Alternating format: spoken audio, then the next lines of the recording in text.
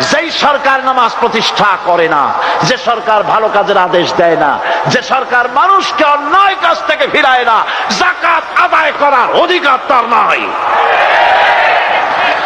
সুতরাং এমন এক সময় আসবে যখন আবার আমাদের জন্য সুখ শান্তি ফিরে আসবে।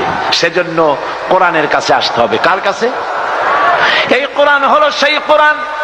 আমার নবী বলেছেন, মান ক্বালা বিহি সাদাকা।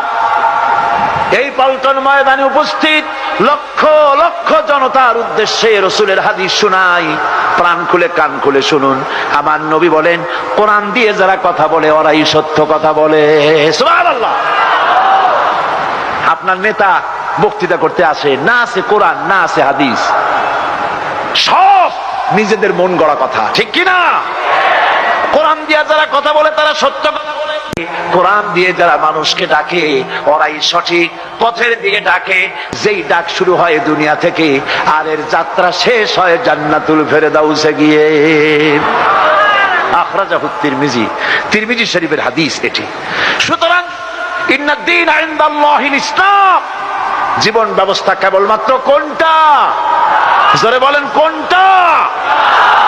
এই ইসলামের আইনের সামনে মাথা নত করে দিতে হবে।